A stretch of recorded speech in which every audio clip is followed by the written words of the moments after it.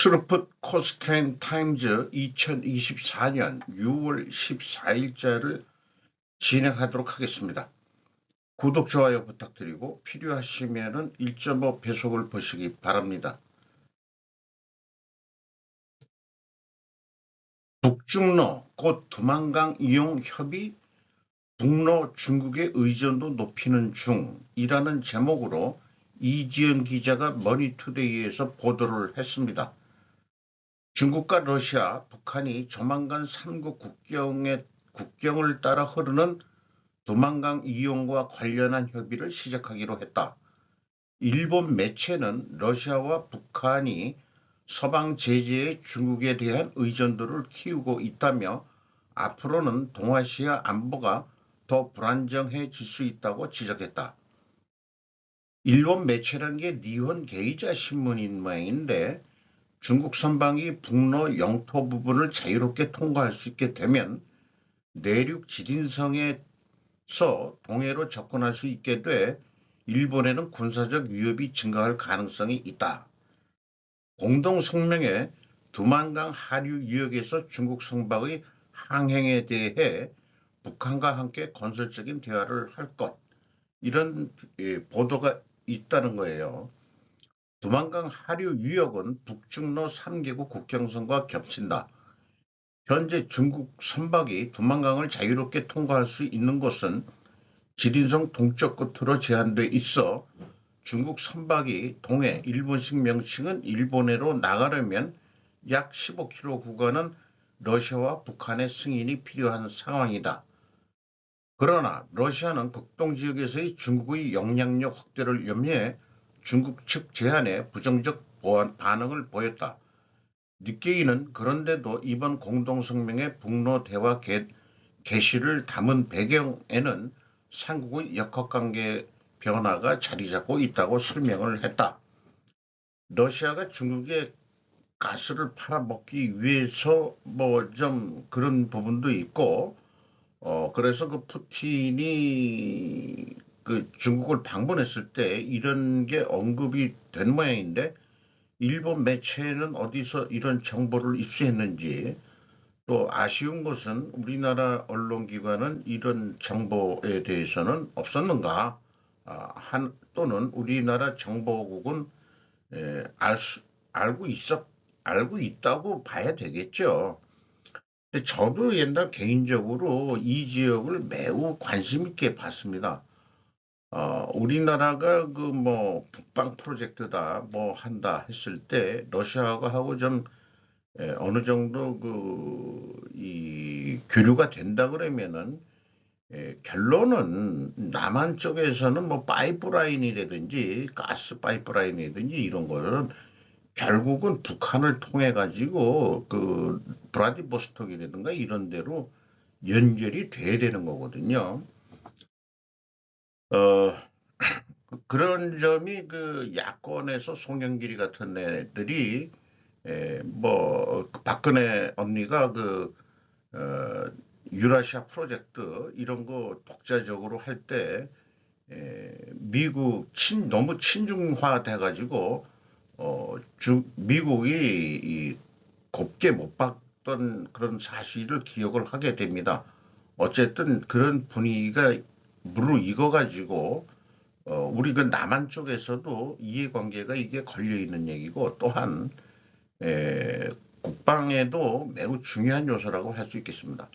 저도 그 이 지도는 제가 지금 저기 표현한 건데 이 교묘하게 이게 이쪽이 길림성이라면은 그 중국이 아주 그 여기 밑에까지 그 자기네 그 지금 현재 지린성 땅으로 돼 있어요.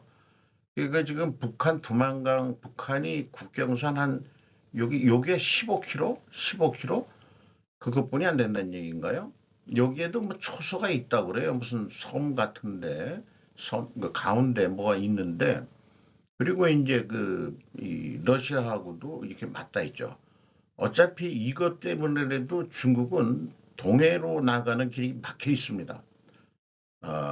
뭐 중국이 뭐 미래를 생각해가지고 여기 그 러시아가 여기 그 북한하고 경계선이 안 되게끔 이렇게 뭐 러시아 땅을 왕년에 그 중국 땅을 만들어 놨다면은 모르지만은 그때는 그런 필요성이나 그런 걸 못 느꼈겠죠. 제가 그 옆에가 그 이 나선 선봉군이라고 돼 있는데 여기를 공동 개발하자 하는 얘기가 있었는데 좀 질이 멸멸하다 이런 얘기도 있죠. 뭔가 서로 이해관계가 안 맞아떨어지는 그런 것도 있을 거라고 생각을 합니다. 자만 이것도 심각한 문제입니다. 미국이 태평양 지역에서 실시하는 대규모 군사 훈련이 일본 본토뿐 아니라 중국과 가까운 해상까지 확대. 우리나라 그 훈련도 서해까지 해서 했죠. 그런데 그 일본하고 훈련하는 것도 일본 본토뿐 아니라 중국과 가까운 해상까지 확대해서 실시를 했다. 참, 이 중국의 그 심기를 계속 건드리는 그런 거로 하고 있네요. 지정익 기자가 KBS에서 2024년 6월 10일 날그 방송한 내용입니다. 미 용암함 방패 훈련 중 작전 반경 일본 본토까지 확대. 요거는 중국이라는 뜻으로 그 표현한 모양입니다. 미군이 유사시에 일본 자위대 기지를 활용하는 훈련까지 실시됐는데 해상 군사 활동을 강화하는 중국을 겨냥하고 있다. 중국과 가까운 남중국해 훈련에는 캐나다와 프랑스군도 참가를 했다. NHK 뉴스에서는 미군 미사와 기지라는 게 있는 모양이네요. 공격을 받았을 경우 가까운 자유대 기지를 문제없이 사용할 수 있는지 시험을 해보는 의도라고 밝혔다. 중국군이 일본 본토 부근까지 타격 가능한 탄도미사일을 배치하는 등 경계를 강화하자 미군도 이에 맞서 훈련 범위와 규모를 확장했다는 분석. 어, 그 이런 분석 의견은 마크 켄션 전략국제문제연구소 선임 고문이 부대의 능력 향상 또 무슨 일이 일어날 수 있는지 메시지를 보내는 겁니다. 이렇게 의견을 얘기했고 여기 이번 훈련에는 미국 우주군까지 참가시켜가지고 중국의 우주활동 경계를 강화하기 위한 목적도 들어가 있다라고 일본 언론은 분석을 했답니다. 일부 그 훈련하고 있는 중에 앞에서는 이게 초계기까지 해가지고 그 전투기들이 떠서 훈련하는 모습 항공모함이 3개나 동원이 됐네요. 우리나라 훈련보다는 아주 규모가 크게 해서 됐습니다. 이런 와중에 러시아 핵 추진 잠수함이 미국 코앞 쿠바에 입항을 했다. 박은경 기자가 경향신문에서 보도를 했습니다. 이건 부두에 지금 그 핵잠수함이 들어와 있는 것을 이 쿠바 시민들이 신기해하면서 구경을 하고 있는 그런 사진을 찍혔네요. 더운 나라라고 그래서인지 그 뚜껑 없는 차들이 많이 있는 것 같습니다. 사진도 찍고 뭐 그러고 있는 장면 이런 것 같아요. 17일까지 머물면서 훈련 등을 수행한다. 러시아 압박하는 미국에 대한 무력 시위다. 러시아 스푸트니크 통신에 따르면 이날 북방 함대 소속 카잔 핵 추진 잠수함과 고르시코프 제독 호위함 카신 유조선 니콜라이 치코 구조 예인선 등 4척이 쿠바 아바나항에 입항했다. 잠수함만 들어온 게 아니고 모두 4척이 들어왔네요.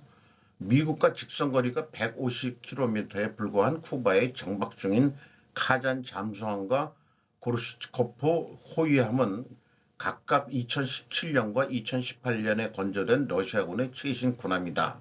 이렇게 소개를 하고 있고 러시아군이 쿠바군과 함께 미사일을 활용한 600km 메터의 거리 타격 등을 훈련할 것이라고 로이터 통신은 보도했다. 러시아 국방부에 따르면 카잔 잠수함과 그 고르시코프 호위함은 쿠바 도착 몇 시간 전에 해상에서 해상 표적을 탐하는 그 훈련도 했다 그래요. 확대되는 한국 G7 추간론이 왜? 라는 제목으로 강태혁 기자가 중앙일보에서 보도를 했습니다. G7은 중국과 러시아를 비롯해 북한, 이란 등이 급격히 불혹화하며 유엔 등 대부분의 국제기구가 무력화된 상황에서 사실상 유일하게 국제질서에 대한 방향성을 제시하고 있는 다자협의체로 평가가 된다. G7이. 그래서 미국 전략국제문제연구소 CSIS는 12일 현지 시간 공개한 보고서에는 G7을 한국과 호주를 포함한 G9으로 확대해야 한다고 제언했다는 거예요. 지금 그 제안된 이유는 G7의 영향력 감소와 유럽에 편중된 현 체제의 관계와 관련이 있다 이렇게 지적을 했습니다. 1975년 캐나다, 1976년에 가입을 했고 를 제외한 G6로 시작을 했는데 이들은 국내 총생산 GDP는 전 세계의 그때 60%를 차지했는데 지금은 1992년에는 66.9%로 정점을 찍은 뒤 지금 43.4%로 줄었다는 거예요. 1970년대 3%이던 중국의 GDP율이 18% 급증했기 때문이더라고 얘기를 했고 한국에 대해서는 신흥기술 공급망을 보호하는 데 중요한 역할을 하고 있다며 일부 G7 회원국보다 우수한 성과를 보이고 있다고 강조했다. 이 사진은 작년에 일본 히로시마에서 열린 G7에 그 한국이 초청했을 때 그 사진입니다. 삼국 정상이 화기애애하게 뭐 담소를 하는 그런 모양인데 그냥 인사치레겠죠. 이런 사진이 찍혔었는데 왜 이번 이탈리아에는 왜 우리나라가 초청을 못 받았지 하는 제 개인적인 궁금증을 좀 풀어주고 있네요. 그래서 이 2022년 주최국인 독일과 올해 주최국인 이탈리아 등 유럽 국가 이곳은 나란히 한국 초청해서 배제했다. 일본이 했을 때에는 한미일 동맹 관계가 좀 필요하기 때문에 일본은 사실 은근히 원하지 않았는지도 모르지만은 아마 미국의 압력이 있었지 않았냐 그런 생각도 해보게 되는데 어쨌든 그 CSIS가 그런 보고서에 레포트를 낸 이유는 한국의 말하자면 GDP 뭐 이런 거로 봤을 때 이탈리아 바로 뒤다 이거예요. 하나, 둘, 셋, 넷, 다섯, 여섯, 일곱. 그러니까 G8에 해당하고 호주 이렇게 호주하고 우리가 국가 전체 GDP가 똑같은지는 처음 알았습니다. 그 1인당 국민소득은 일단 국민 수가 호주가 작으니까 6만 3천 달러지만 우리는 3만 3천 달러. 일본도 그 여기 그 집계했을 때는 3만 3천 달러인데 우리나라가 이제 오버를 했죠. 일본보다 1인당 국민소득은 좀 높은 거로 GNI로는. 그리고 종합국력 수위는 이제 국방력, 군사력 이런 것까지 다 포함해서 얘기일 텐데 한국이 6위로 평가가 됐죠. 아마 그 국방력이나 뭐 이런 것 때문에 군사력이나 이런 것 때문에 좀 그런 것 같습니다. 그런데 이런 한국을 왜 안 붙여주느냐? 미국이 한국을 은근히 지원하고 있는, 은근히가 아니고 노골적으로 지원하고 있는 것 같습니다. 근데 또 아랍에미리트가 9위에 또 랭크가 되어 있네요. 이스라엘은 10위로 되어 있고, 그렇습니다. 우크라이나의 7.8조엔 융자 G7 합의, 러시아 동결자산 활용해서 서밋 개막 중동 기후 토의, 이렇게 해서 지지통신 정치부에서 내용을 간단히 보도를 했는데 사진만 이 라운드 테이블에서 이 대화를 하고 있는 장면이네요. 이쪽 우측에 있는 여자분이 그 EU의 그 위원장인가 그렇죠. 이번에 뭐 재선이 된 것 같습니다. 유럽의 선거에서 강력한 그 우파라고 그러죠. 일본 지지통신 입장에서는 이제 그 바이든 옆에 앉은 기시다 총리를 좀 설명을 했고, 중앙에 앉은 게 이제 주최국인 이탈리아의 누구더라? 구구 그 수상이죠.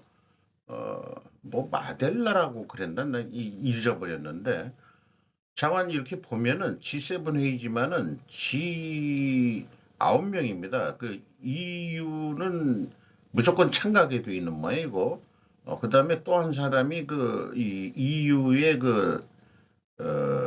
이거 또 무슨 직책이 있는데 두 군데를 참여시켜 달라고 요구를 해서, 지금 이 사람들은 그 자동으로 들어오게 돼 있는 것 같습니다. G7 회의할 때는. G7 개최국 이탈리아가 한국과 호주를 초청하지 않았다면, 우린 중앙아시아로 가서 국익을 위해서 니들이 우리 초청 안 한다 이거지. 우리는 그때 우리도 바빠. 어, 그렇게 해서 중앙아시아 간 것 같아요. 기분 나빠서. 어, 이건 그냥 개인적인 그냥 우스갯소리로 한 거고. 우리는 뭐 그런데 바빠. 너희들 거기 회의 갈 시간도 없어. 이런 얘기죠.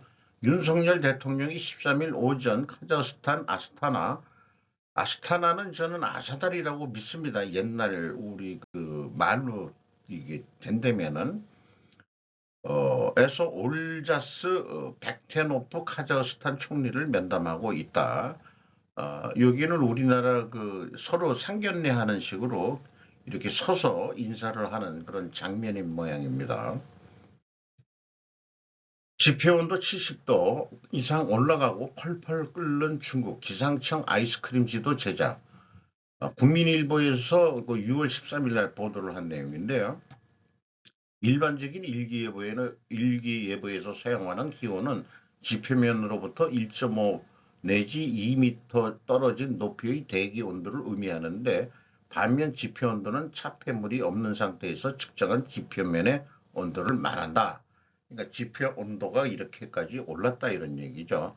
어쨌든 이 남쪽이 아니고 어떻게 북경 그쪽하고 이쪽에 그 신장 위구르 지역도 덥죠. 이렇게 이 기온이 나타나는지, 이것들이 보통 이제 지구의 기후 이상 현상이다 이제 이런 식으로 계속 얘기를 하고 있는데, 그, 그 중국 보도에는 이제 밖에 나가지 말라, 애들 데리고 나가지 말라, 또 반려동물을 데리고 외출하지 말라, 뭐 이렇게 이제 했다는 얘기예요. 그 누리꾼은 이제 겨우 6월인데 7, 8월은 어떻게 버티냐고 걱정했다. 우리나라도 지금 덥죠. 그렇습니다. 그런데 상대적으로 한쪽에서는 폭염인데 한쪽에서는 폭우입니다. 폭우와 생명을 위협하는 홍수가 남부 플로리다를 강타해 주지사가 비상사태를 선포했다. 주지사가 드산티스죠. 메리 길버트 CNN에서 보도를 했습니다. 사진만 그냥 가져왔어요. 그리고 이거는 뭐 이 생긴 게 이제 멕시칸 계통 사람들인 것 같은데, 어, 이게 혼다 표시죠. 옆에 그 현다이가 있네요. 약간 비슷해가지고 외국 사람들은 혼선을 일으킨다는데, 혼선은 무슨 혼선?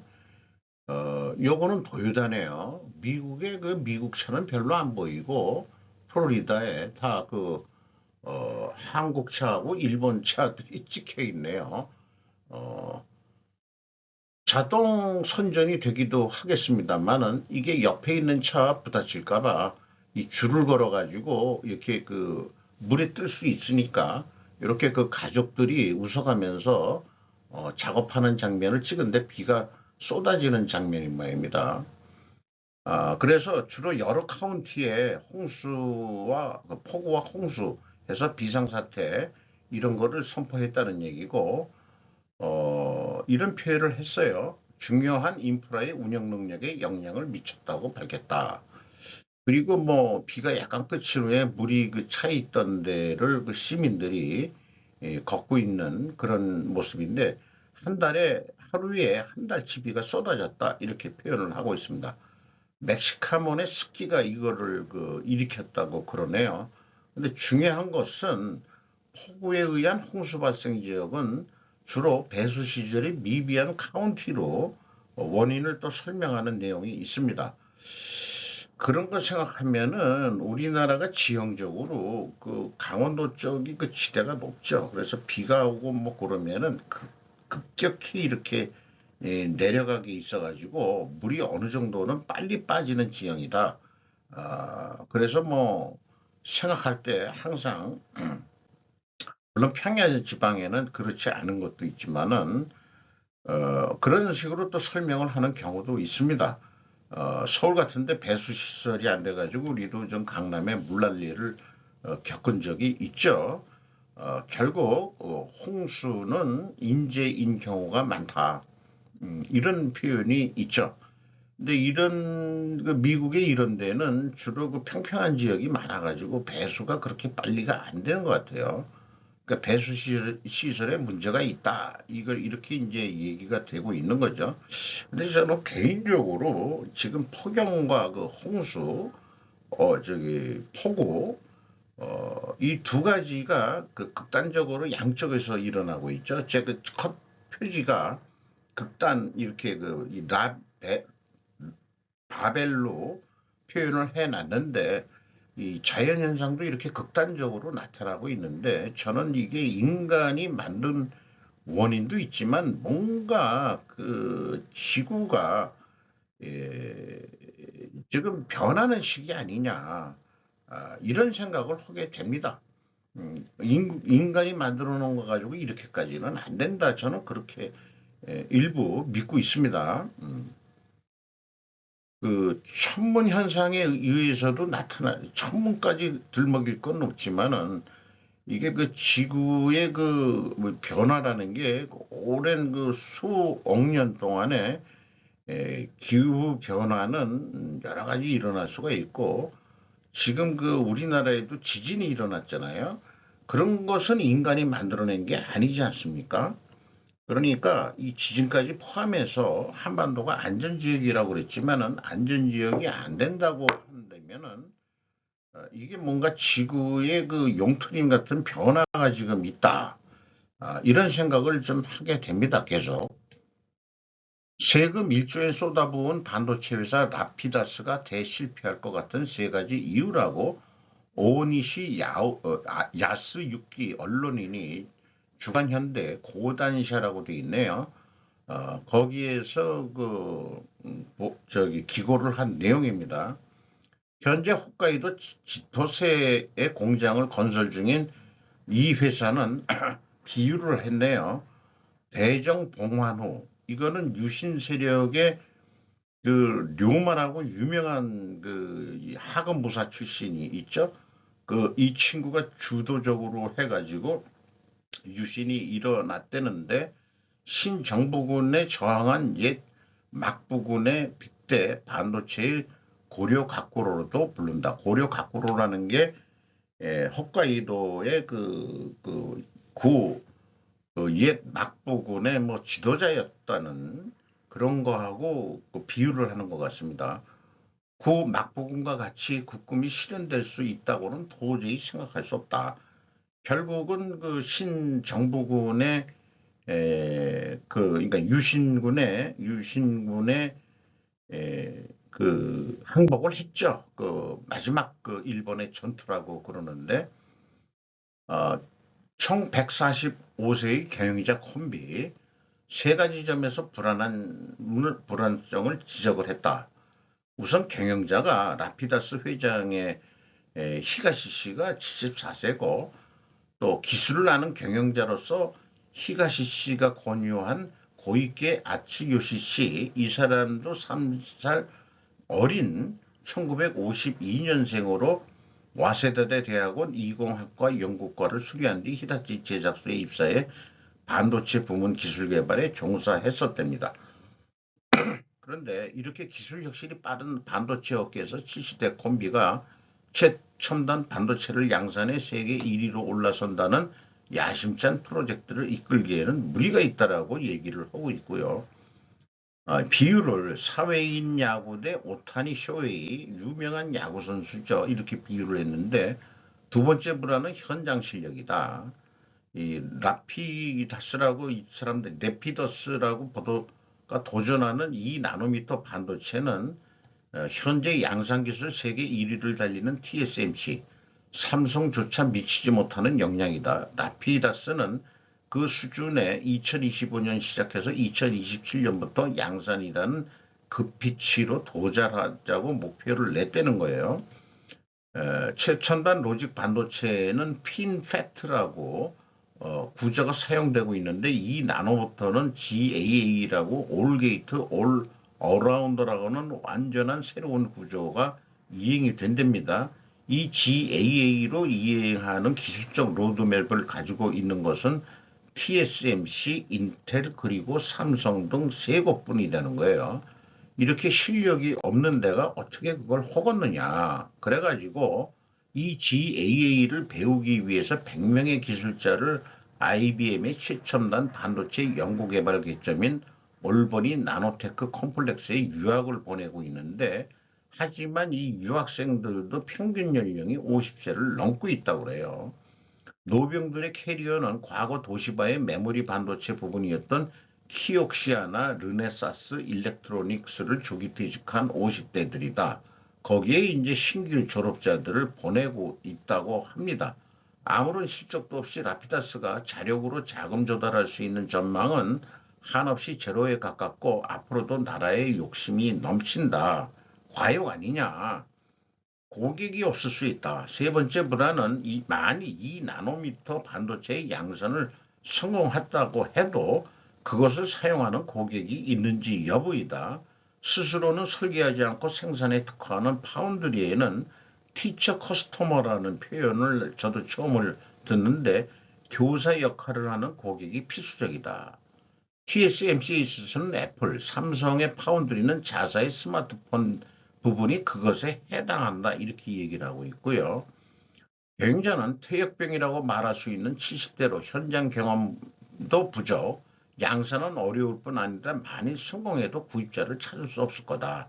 그런 프로젝트에 1조 원의 혈세를 쏟아붓는 것은 경제 안보라는 이름 아래 반도체 산업의 정관계 이권이 되고 있기 때문이다. 이렇게 해서 이거 정경유착에 의해 가지고 니들이 뭘 지금 하는 거지 이렇게 얘기하는데 소개한 사는 모리스 창의 TSMC 창업자인데 이분이 이제 은퇴를 해서 새로운 그 회장이 선출이 됐다고 그러죠. 은퇴 뒤로 좀 물러난 것 같습니다. 그래서 TSMC는 애플의 까다로운 요구에 부응함으로써 TSMC는 기술 혁신을 계속해 왔다라는 것을 소개를 하고 있습니다. 헤이세이에서 실패한 일본 재정, 일본에는 자산이 있으니까 괜찮아? 그런 근거 없는 낙관론에 말한다. 야노 코치라는 사람이 웨지를 통해서 보도를 했는데 웨지 2024년 6월에 게재된 헤이세이 전사 레이와라는 게 이제 지금 령화라고 되는 거를 얘네들이 레이와라고 발음을 하는 모양이에요. 지금 천황이 바뀌어가지고 령화라고 그걸 뭐라고 바꾸죠? 일본 재생으로 지금이야말로 알고 싶은 헤이세이 전사 전체 역사 이런 거의 약정입니다. 기사의 내용을 일부 한정 공개한다. 일본의 빛이 급격하고 눈덩이처럼 불어난 것은 헤이세이 시대가 시작되면서부터이다. 고령화에 의한 사회보장비 등의 세출이 계속 증가하는 한편 세수는 버블이 붕괴한 1990년도를 경계로 주춤해 그 차이는 이른바 악어의 입이 벌어졌다.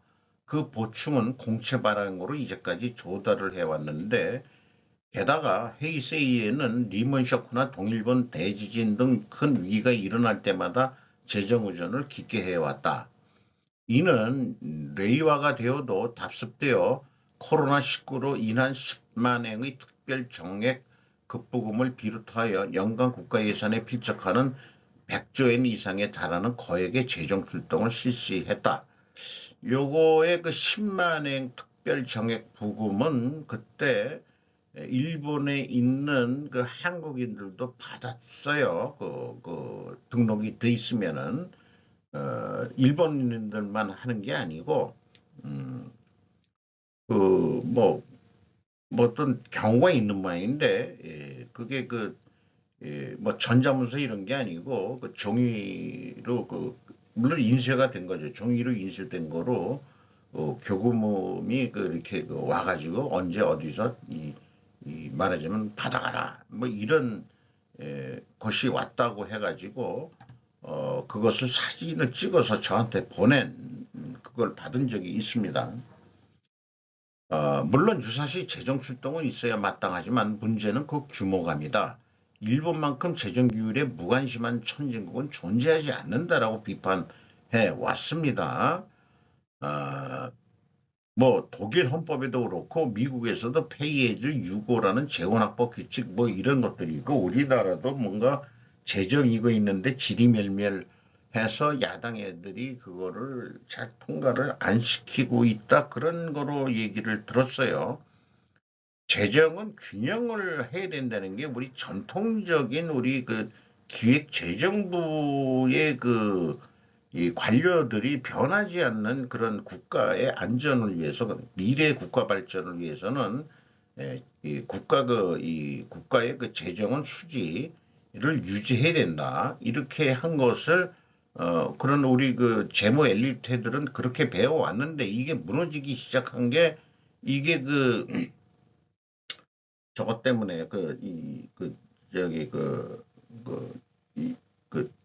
민주당 계열이 이 레프트가 집권하면서 무조건 뭐 그렇게 재정을 동원해가지고 뭐 국민들을 뭐 이렇게 뭐 나눠줘야 된다 이런 분배가 먼저다 이렇게 얘기해가지고 우리나라도 재정 적자가 지금 일어나고 있는데 물론 이제 코로나라는 그런 것도 있었긴 있었죠. 자산이 있으니까 괜찮아? 절대 그렇지 않다. 일본은 741조엔의 자산을 가진 반면 국채는 1144조엔을 포함해 모두 1444조엔의 부채를 안고 있다. 그 차액은 약 700조엔이며 일본의 국가재정은 1대2의 채무 초과 상태다. DS에는 기대되지 않는 숨은 부채가 있다. 대차대조표에는 다른 나라의 디펙토 스탠다드 이 말을 자꾸 잊어버리는데 실질적 세계 표준이라는 뜻으로도 얘기합니다. 디펙토라는 게 참고로 예를 들어 자산 부채에는 어떤 항목을 계상하고 계상하지 않는지 논의가 반복되고 있다. 예를 들어서 군사자산 이런 거가 계상이 되냐 안 되냐의 문제가 있고 그 중에 부채 계상하지 않는 항목이 있는데 공적연금의 과거 근무 채무다. 얘네들은 이렇게 얘기하고 있는데 65세 이후는 연금 받을 권리가 생겨서 이거가 채무로 이게 직계가 되는 모양인데 64세 미만은 계속 지금 돈을 붓고 있는 거 아니에요? 이 수천만 명인데 이거가 약 1200조에 있다 이게요. 나중에 갚아야 될 부채죠. 이거를 저는 연금 채무라고 이름을 붙여보고 싶어요. 우리나라도 지금 젊은 세대들이 붓고 있는 것까지 지금 그 사람들이 언제까지 분다고 가정을 해서 그거를 얼만큼 지급할 거를 우리나라도 계상을 한다면은 우리나라도 그 국가 채무가 엄청 늘어날 겁니다. 이런 것을 발생주의라고 하는데 집착해 약 1200조엔의 과거 근무 채무를 부채로 계상하면 일본은 1대4의 채무 초과가 된다. 낙관론은 있을 수가 없다. 자산 중 유가증권 126조 원 중에는 일정 규모의 미국 국채가 있는데 아주 중요한 얘기를 얘기하고 있어요. 미일 관계를 유지하기 위해서도 미국 국채를 쉽게 매각할 수가 없다는 거예요. 미국 보고 야 우리가 샀던 거 팔아가지고 돈 내놔 달러 내놔 그러면은 미국이 좋아하겠냐 이게요. 만일 미일 동맹을 도외시에 전부 매각해 앵으로 바꾸었다고 해도 BS의 대변인 정부 단기증권 이른바 외환증권이라고 하는 부채의 변제에만 충당되는 것이다. 유용 고정 자산은 국가의 영토로 매각할 수가 없는 거다 이거예요. 그래서 국가가 그 대차대조표에 자산으로 하는 유용 고정 자산에는 도로나 항만 뭐 이런 그런 그 이게 교 뭐라고 돼 있는데 어, 일본의 인프라 이것을 일본 국토 그 자체라도 해도 좋은 거 아니냐. 그 정부의 유용 자산이 예를 들면 일본의 적대 세력이나 악의적인 타국이 인간이 일본인을 가장해 국도나 교량을 일부를 매입해서 고액의 통행료를 부과하거나 통행 자체를 금지하거나 하는 것도 충분히 있을 수 있다. 우리나라의 그 MB가 집권했을 때 그 과천에서 그 서울로 넘어오는 그 지하 터널이 있죠. 그게 이제 맥콜리라고 MB가 거기에 뭔가 관여해서 이해관계가 지금도 있는 모양인데 그 통행료는 맥콜이라는 회사가 운영을 하고 있어요. 이렇게 그 이 사회 간접 자본까지 맥콜이라는 데가 사회 간접 자본을 투자해가지고 돈을 버는데 우리나라 다른 데 통행료보다 거기가 비싸죠. 우리나라도 그따위 짓을 한 MB가 있어요. 음, 요거 남의 일만은 아닙니다, 이게. 그렇게 되면 사후 약방문, 일본이 반납을 요구해도 매각 가격의 10배, 100배를 들이받는 것으로 볼 수 있다. 이런 일에 국민이 납득할 리 없다. 즉, 유형 고정자산은 일본 국토의 일부이기도 하다. 결코 팔 수 없는, 팔아서는 안 되는 자산이고, 팔 수 있다는 생각 자체가 탁상 공론이다. 말 시원하게 했네요. 자, 그러니까 이 국토라고 얘기할 수 있는 그 정부의 유형 인프라 이런 그 지하 터널 이런 거를 그 민간이 이용하게 하는데 국내인이 되면 좋다 이게요. 그러나 맥쿼리 같은 데가 이 무슨 도로를 개설해 가지고 지들 돈으로 그 고속도로 통행료를 받아 처먹고 그러는 것은 국가를 팔아먹는 행위다. 이렇게까지 저 극단적으로 얘기하면 그렇다 이런 얘기예요. 그러면은 MB는 MB도 매국노였다. 이렇게 얘기를 할 수 있는 거죠. 댓글이 참 이거를 전문을 그냥 제가 인용을 했어요. 이 코멘트 댓글인데 RPI 뭐뭐뭐라고 해가지고 15시간 전 이렇게 돼 있는데 이 기사 내용이 모두 옳다고 하면 일본은 채무 불이행으로 도산하지만 그렇게 되지 않기 위한 대책이 증세, 특히 소비세 증세를 비롯한 널리 국민으로부터 징수하는 것입니까? 라고 질문을 하면서 보통의 기업이 채무 불이행을 피하고자 하는 경우 적어도 은행으로부터 경비삭감을 요구받고 그 실행이 없는 한 연결융자도 받을 수 없다. 그렇죠? 요즘에 우리 파이낸셜 뭐 있죠? 건설 그것도 그런 거고 돈을 얻기 위해서 자사 제품의 가격 인상으로 해결한다면 경영자나 그 정업원은 고생하지 않는다. 그런데 정부 재무성은 모든 세금의 용도를 투명화하지 하지도 않고 경비삭감을 하지도 않고 소비세 증세나 하고 자빠졌고 상품 가격 인상이라고 하는 아니하다거나 할까? 막상 공론적인 대책이 유일한 채무 불이행 대책이라고 한다면 적어도 지금의 재무성, 지금도 과거의 재무성 관련은 전원 해고하든지 또는 과거에 얻은 모든 보수를 반납하고 나서 증세 논의를 했으면 좋겠습니다. 아주 그냥 불만 섞인 얘기를 했는데 재무 관료 새끼들이 뭘 했냐? 옛날에 그 했던 애들도 전부 다 그 이 봉급을 반납하라 다.